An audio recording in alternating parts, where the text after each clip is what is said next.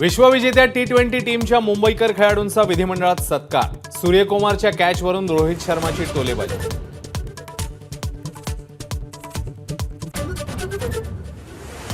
2 वर्षांपूर्वी 50 जणांच्या टीमने काढली विकेट। टीम इंडियाच्या सत्कार सोहळ्यात मुख्यमंत्र्यांची राजकीय बॅटिंग।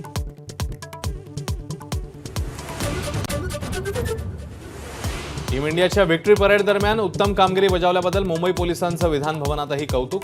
मुख्यमंत्री शिंदे, उपमुख्यमंत्री फडणवीस आणि सूर्यकुमार यादवकडून कौतुकाची थाप। लाडकी बहीण योजनेच्या अर्जावर मोदी आणि शिंदेंचे फोटो कशासाठी? विजय वडेट्टीवार आणि सुप्रिया सुळेंचा सरकारला सवाल।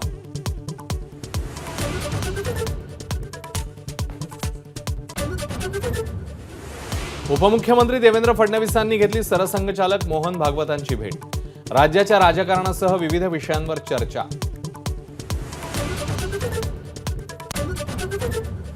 विधान परिषद निवडणूक चुरशीची होणार, 12 पैकी एकाही उमेदवाराची माघार नाही।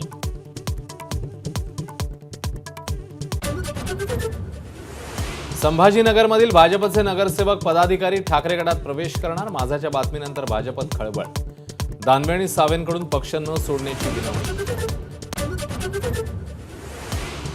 पेपरफुटीला आळा घालणारं विधेयक विधानसभेत सादर। 3 ते 10 वर्षांची शिक्षा तसंच 1 कोटी रुपये दंडाची तरतूद। मंत्री शंभूराज देसाईंनी मांडलं विधेयक। विनोद तावडेंवर पक्षाकडून पुन्हा मोठी जबाबदारी। बिहारचं प्रभारीपद देऊन भाजपच्या पक्षश्रेष्ठींनी पुन्हा एकदा दाखवला विश्वास। अतिवृष्टीग्रस्तांचे पैसे महसूल अधिकारी कर्मचारी यांनीच लाटल्याचं उघड। एबीपी माझाच्या बातमीची विरोधी पक्षांकडून दखल। चौकशी समितीची स्थापना। नाफेड कांदा खरेदीत गैरव्यवहार, केंद्रीय स्तरावर कारवाईला सुरुवात। दिल्लीतील कांदा खरेदी प्रमुख सुनील कुमार सिंग यांची उचलबांगडी, तर नाशिक शाखेतल्या लेखापालचीही मुंबईला बदली।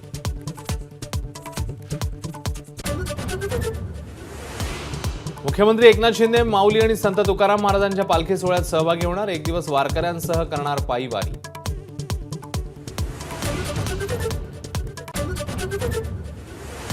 सजावटीत वापरण्यात येणाऱ्या प्रदूषणकारी प्लास्टिक फुलांवर बंदी का नाही? हायकोर्टाचा सरकारला सवाल।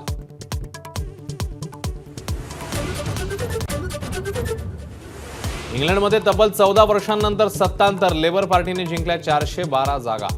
ऋषी सुनक यांच्या कॉन्झर्वेटिव्ह पक्षाला अवघ्या 122 जागा।